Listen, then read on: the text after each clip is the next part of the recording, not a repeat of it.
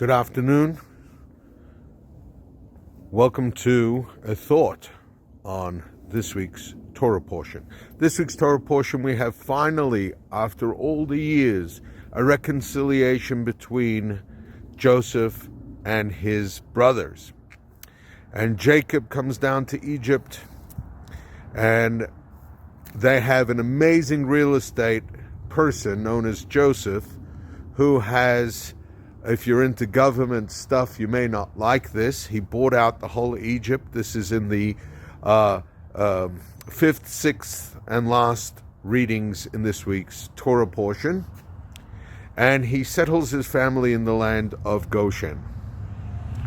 And the word used in the Torah is Vayigash ba. Trust me on this. It's an odd word. Could be interpreted that they took possession of it and they made it theirs. But the word Vayigash could also translate, and they were grabbed onto by the land.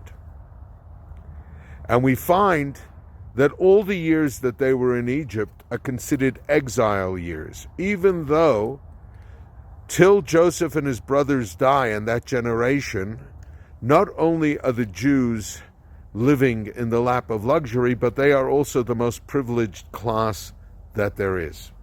Till at the beginning of Exodus, where the Egyptians say, we have to be careful lest they take over the country.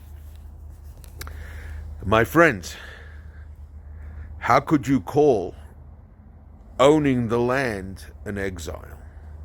And there's a deep, deep message in this. Each one of us has a purpose in life.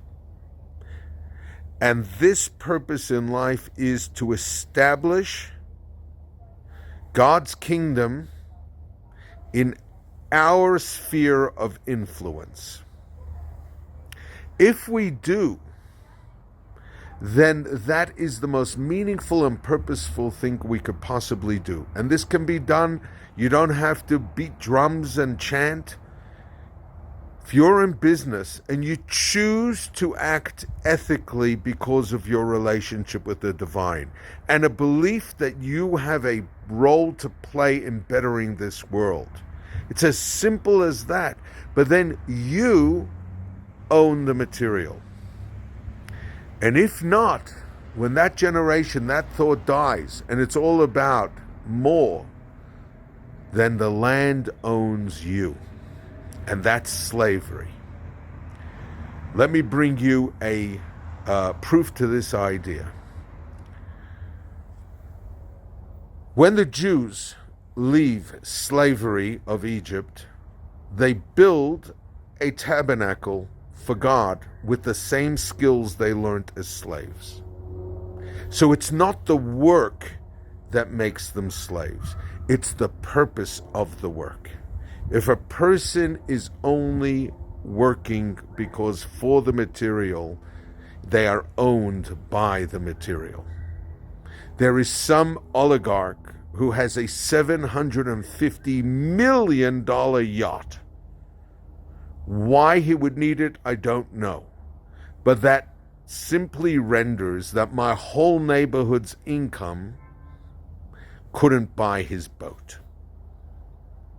So my friends, when we engage with the world, we must engage with the world because that's our purpose.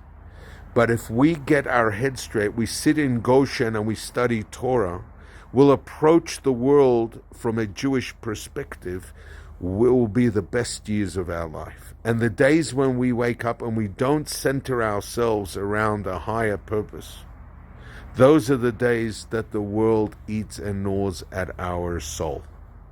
Have a blessed Shabbos. And may all your traffic lights continue to be green.